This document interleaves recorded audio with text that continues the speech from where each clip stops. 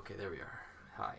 Welcome to another episode of Understand Trees and Look Up at Them with your host, Mitchell Anton McEachern. This is his face. And today, oh my god, the mic is facing over there. No wonder you can't hear me. Welcome to another episode of Mitchell Anton McEachern. I'm Understand Trees. Today's episode is a bit of different because I'm frustrated as all hell. And this is why I'm frustrated. Because I'm impatient. You know, when impatience is the number one killer of human potential, I think. It's the rush to get something done and over with because we want the reward for what we're doing instead of resting in the work. And if we can rest in the work and work, usually the reward's better, which is ironic. But we don't like the work. We just want the work to be over with so we get the reward.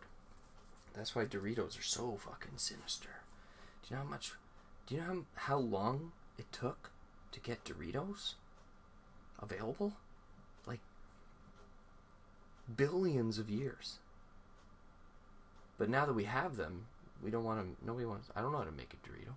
So this song, I don't actually know how to make a Dorito chip, but I imagine it's hard because they're so good. There must be some kind of difficulty there, right? The very good things are often hard to replicate, I believe. It's hard to make a Big Mac. You just need to put that sauce in the window or something. I don't know. I'm sure it's more complicated than that. But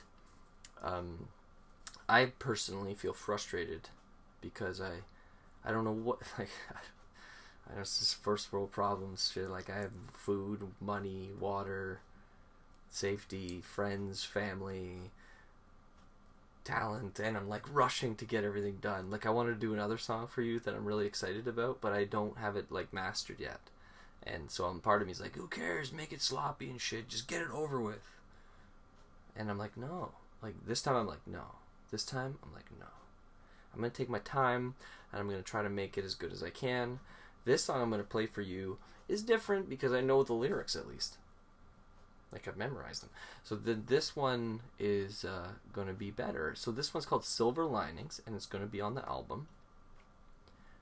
And a silver line is like the cloud. We use that as the cliche for like good things in the bad moments, which is ironic that I'm talking about silver linings now and I'm dealing with anxiety and so silver linings is like the clouds, like the good, find the good in the bad, the silver lining, or what. That's what the colloquially and cliche version of the saying is. But literally, silver linings is just the outline of a cloud, and like you can look at a cloud and see like, oh, is that going to be a storm? Because I like storms. I don't know about you. Fun fact: Mitchell Anton McEachern appreciates storms, and I'm pretty sure I wouldn't be saying that if I lived down south. And there's been a couple storms that knocked out the power here. It's like, how much can, like, part of me is like, what? Like storms? You appreciate storms? Like, storms threaten everything. Like, why? I don't want the power to go out. I don't know. I like rain. I actually am a big fan of the rain. Forgive me for yawning. I'm a human being. I'm not going to hide my humanness. I'm not going to hide my humanness from you. We should all be more human. We should all fart and shit and piss and do all the human things together, because then it wouldn't be a big deal. I mean, it's kind of gross when you think about what I'm talking about, but it's at the same time, it's like a lot of problems exist because we just don't want to talk about them. One time I had this is a funny story about me and growing up. It's like I had an ingrown toenail for a while when I was in my teens. And I was so embarrassed about it that I wouldn't show anybody. No, but I didn't ask for help. I couldn't ask for help. I remember trying to hide it from the pediatrician by like putting my toe over top of my toe to like hide it. It was like, fuck, man. Like, if I had just brought it to the attention of the people who could help me, it would have got better faster. But I was afraid of pain, and I was afraid of embarrassment. And so I procrastinated and hid it, and it got worse. Luckily, nothing bad happened. But at the same time, I was like, I can remember that, actually. That's just like, I think, in a way, that's like the first world in a nutshell. I might be wrong. Donald Trump. So, this is the lyrics to Silver Linings. Wow, it's already been 5 minutes. This is the lyrics to Silver Linings. I appreciate you. I appreciate you for listening. I hope these are fun, because I want to make them fun, so that we can have fun and fuck COVID. So Silver Linings, or maybe thank you COVID. So Silver Linings, no, I don't mean that because I don't want people to get sick, and I don't want people to get sick, but sometimes bad things are good. Silver Linings. We sat on the couch that your father made. You looked me in the eye and said, "I'm sorry. I need to make my own rain now. I need to make my own rain now."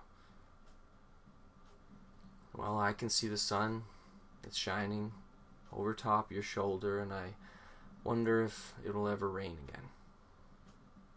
And as you walk away in silence, my soul separates like silver linings that lied about the coming rain. I stood up to leave, and you walked me to the door. The sand under my feet, my dreams no more. I guess I'll make my own rain now. I guess I'll make my own rain now. I can see the sun is shining over top your shoulder, and I wonder if it'll ever rain again. And as you walk away in silence, my soul separates like silver linings that lied about the coming rain. I have to write the... thank you for listening. I have to write the lyrics out, put them on my computer screen, because it's so hard to remember the lyrics when you're reading them out loud normally. But it's easy to play. Breathe again, yawning. Maybe you'll yawn with me. Maybe we can just rename the YouTube channel Yawning with Mitch. Because isn't that awesome that Mitch does this? So this is Silver Linings, and I want to play it like this so you can see my hands, so if anybody wants to steal the lyrics and the chords and make a song out of it, go for it.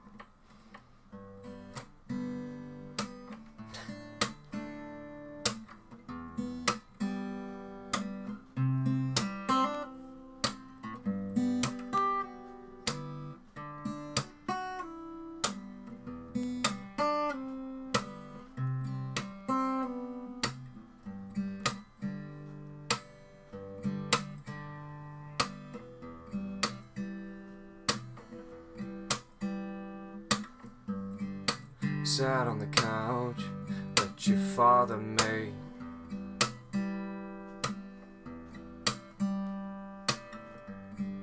You looked me in the eye, said I'm sorry.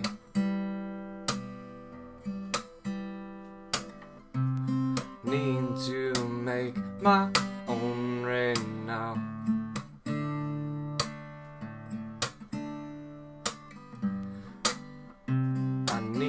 To make my own rain now. Well, I can see the sun that's shining over top your shoulder, and I wonder if it will ever rain again. And as you walk away in silence, my soul separates like silver linings that light about the coming rain. Oh.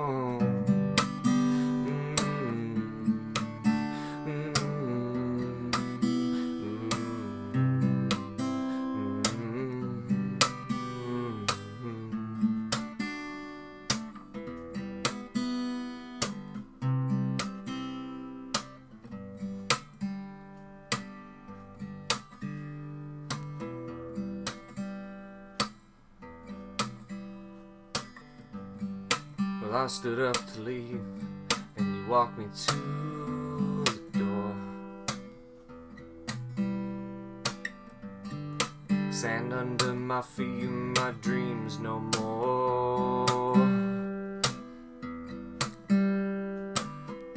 I need to make my own rain now.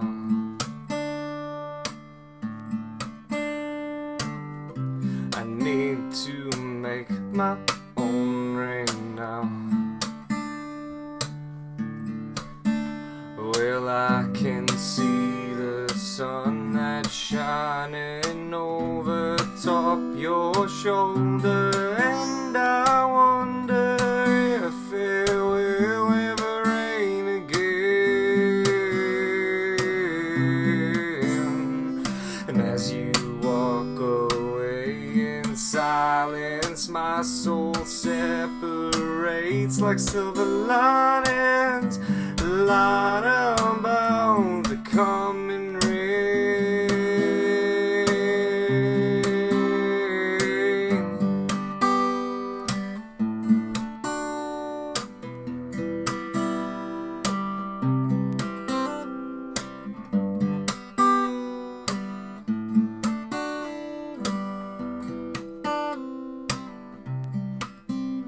Well, I can see the sun that's shining over top your shoulder, and I wonder if it will ever rain again.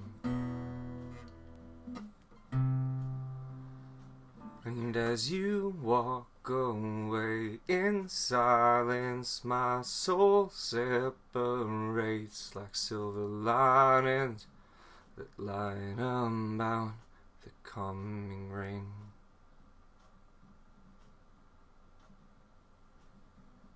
Oh, that's bright. That's bright. So that's a song that, oh, I'm looking at the light like a moth. That's a song called Silver Linings, and it'll be on the album.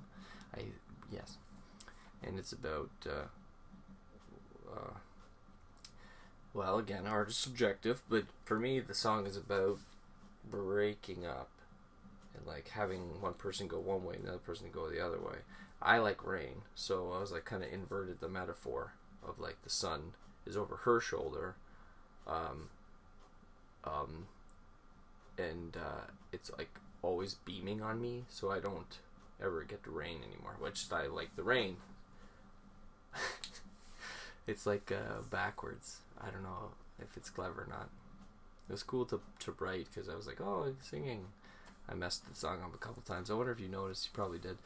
But that's okay. So that's Silver Linings. I don't know what else to say other than you're awesome, and I'm sending positive vibes towards you. And maybe we can all be happier together in virtual reality, because we can't be in person, because if one of us COVID, all of us COVID. It's such a fun. Anyways, I appreciate you watching. Thank you so much. We'll do more, and it'll grow on its own, because I'm past the point of caring about fear. That's one thing I could talk about. See, I'm doing what they taught me in public speaking. Mr. Ken Hall taught me in public speaking. Mr. Ken Hall, you know him? Do you know him? He's a great teacher, and he's doing some show now, which is cool. He's a fantastic human being. He always like, palm out. So I'm inviting you to listen. Fear is like, one of my friends is suffering from, well, we're all suffering from anxiety from some way, shape, or form, but he's having like like more or less like an episode now, like currently. Like, he was texting me before I did the video. I'm like, I haven't been feeling good lately, and it's like, anxiety I think is good. It's just kind of like silver linings, which I didn't put that together when I thought of this whole thing, which is a lie, because I didn't think of it before. This is unplanned. So when you think about fear, what we often think about is like, oh, I can't because it's dangerous, but that's not the fear I'm referring to. There's a difference between the fear of like, I won't go into the depths of the jungle for no reason, just to confront like the jungle. Although if that's what your soul is saying you should do, then maybe consider it. It's more like, I'm afraid to make YouTube videos because like, I don't know what to say. I don't like, if it makes me feel uncomfortable, it makes me feel anxious. you know. But that's good because anxiety means that I am in the metaphorical jungle. You know, if you listen to Jordan Peterson talk about this stuff, and I know everybody's like, a lot of people don't like him for identity political reasons, but like, just think about the analogy between, or the comparison between the unknown and the jungle, how the jungle represents the unknown. You know, you're safe in town. If you ever played any video games, you play Diablo, you stay in the town and you get your food and your shelter and shit. But then you gotta go fight the demons. And the demons are in the jungle. So, like, whenever you enter a new space, you're entering a jungle. And you're gonna feel anxious. So, that's what I was trying to tell my friend. That's what I believe. That's why I'm here now. And it's so hard to talk in you. It's difficult to do this. It's not easy because you have to put yourself out there and stuff. But it's, you know what's weird is, like, 3 years ago, more or less, is when I started doing this, which is not a long time. 3 years, and I'm not saying like I'm successful or anything, but I feel better. And the Mitch 3 years ago had to push through a shitload of anxiety to put his videos out there, but he did. And I can go back and find them, and they're so funny to watch. I think my hair was like more or less the same length. I think it actually was, which is trippy. I didn't have rings, and I wasn't who I am now then, but I was becoming who I am now then. And it was a shitload of jungles. Shitloads of jungles. So many fucking jungles between 2017 Mitch and 2020 Mitch. Man, so many jungles. The middle of nowhere, music, art, relationships, friendships, COVID, the dentist. You know, I willingly went to the dentist the other day. I went to the dentist. I saved my money because I don't have insurance. And I went to the dentist. You know why I went to the dentist? Because it's the right thing to do. It's a mature thing to do. It's like, take care of yourself. And they said I have great teeth. I haven't been to the dentist in like 10 years. So it was like, whew, it was like a wash of relief there. But the point isn't to talk about my teeth. The point is to talk about, you know, what anxiety is. Anxiety is, I think, a kind of a warning signal. Not that you're in the wrong place, but that you're in the right place.